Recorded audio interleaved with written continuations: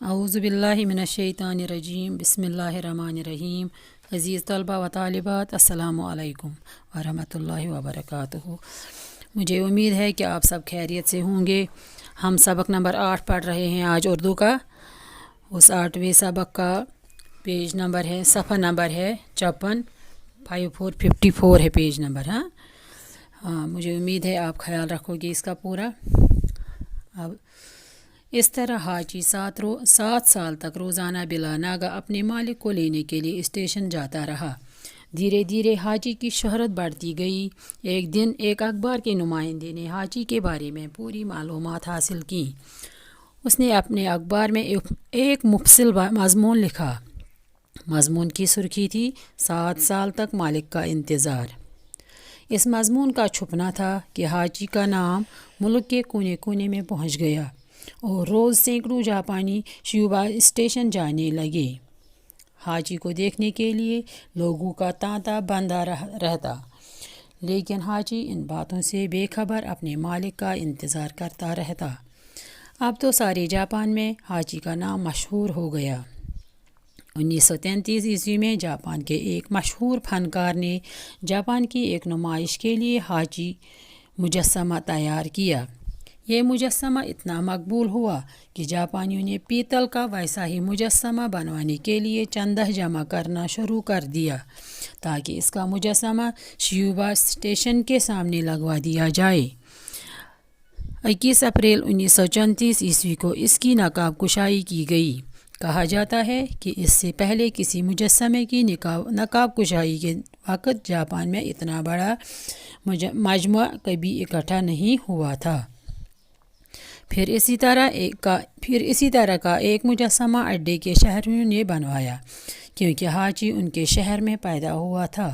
اب تو حاجی کی مقبولیت کا یہ عالم تھا کہ حاجی کے نام سے جاپانیوں نے طرح طرح کی چیزیں بنانی شروع کر دی۔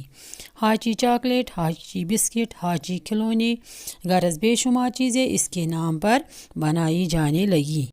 یہی نہیں، جاپان کے شاعروں نے حاجی کی وفاداری پر اچھی اچھی نظمیں کہیں اور تھوڑے ہی دنوں میں اس کے گیت سب کی زبان چڑھ گئے۔ یہاں تک کہ ایک فلم میں بھی حاجی کو پیش کیا گیا، لیکن حاجی ان تمام باتوں کے بعد بھی اسی طرح اسٹیشن پر اپنے مالک کا انتظار کرتا رہا۔ یہ سلسلہ 10 سال تک جاری رہا۔ وہ مرتے دم تک اپنے مالک کو نہ بھولا۔ 1935 عیسوی میں حاجی مر گیا، لیکن جاپانیوں کے گیتوں اور نظموں میں حاجی اب تک زندہ ہے۔ حاجی کا جسم ٹوکیو کے قومی عجائب گھر میں محفوظ کر لیا گیا ہے۔ وہ وہاں اس طرح کھڑا ہوا ہے جیسے اب بھی اپنے مالک کا منتظر ہو۔ جاپان کی حکومت نے حاجی کا یادگاری ڈاک ٹکٹ جاری کر کے اس کی وفاداری کو آنے والی نسلوں کے لیے محفوظ کر دیا ہے۔ پیارے بچوں، یہ ہمارا سبق نمبر 8 ختم ہوا۔ اب میں اس کو آپ کو معنی بولوں گی۔ پیارے بچوں، یہ جو حاجی تھا، یہ ہمیشہ روز شام کو جب اس کو وہ اپنا مالک واپس نہیں آیا، جب وہ ڈیوٹی جا رہا تھا، وہ وہاں سے واپس نہیں آیا، وہ 7 سال تک روز جاتا تھا، بلا ناغہ ہو گیا، مسلسل برابر روز اسٹیشن جاتا تھا، اس کو انتظار کرتا تھا ادھر۔ دھیرے دھیرے اس کتے کی، اس حاجی کی شہرت اتنی بڑھ گئی اس جاپان میں، اس اسٹیشن پہ، شیوبا ریلوے اسٹیشن پہ ایک دن اخباری نمائندے وہاں پہنچے۔ انہوں نے حاجی کے بارے میں پوری معلومات حاصل کی۔ اسی طرح اس نے ایک اخبار میں ایک خاص جانکاری حاجی کے بارے میں لکھا۔ مضمون کی سرخی تھی 7 سال تک مالک کا انتظار۔ پیارے بچوں، اس مضمون کا چھپنا تھا کہ حاجی کو ملک کے کونے کونے تک پہنچایا جائے۔ سینکڑوں جاپانی روز اسٹیشن جاتے تھے اور ان لوگوں کا آنا جانا روز رہتا تھا ادھر، کیونکہ وہ اس حاجی کو دیکھنے کے لیے آتے تھے ادھر۔ لیکن حاجی کو یہ خبر نہیں تھی، وہ بے خبر تھا، کیونکہ وہ اپنے مالک کا انتظار کرتا تھا ادھر اسٹیشن پہ۔ اب سارے جاپان میں حاجی کا نام مشہور ہو گیا۔ پیارے بچوں، 1933 عیسوی میں جاپان کے ایک مشہور فنکار نے جاپان میں ایک نمائش کے لیے حاجی کا پتلا، یتھ زن اس ونان چھِ کٲشِر پٲٹھۍ، ییٚتہِ کُنہِ جایہِ چھُ پتلہٕ بنٲیِتھ، وہ مجسمہ تیار کیا۔ یہ مجسمہ جو تھا یہ اتنا عام ہو گیا، اتنا مقبول ہو گیا، جاپانیوں نے سونے کا ایک مجسمہ بنوانے کے لیے چندہ ہو گیا، روپیہ جمع کرنا شروع کر دیا تاکہ وہ اس مجسمے کو بنا کر، سونے کے مجسمے کو بنا کر شیوبا ریلوے اسٹیشن کے سامنے لگوائیں۔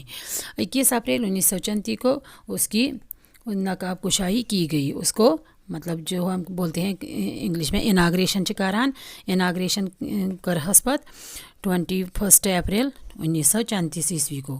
کہا جاتا ہے کہ اس سے پہلے کسی مجسمے کی نقاب کشائی کے وقت جاپان میں اتنا بڑا لوگوں کو نہیں اکٹھا کیا جاتا تھا۔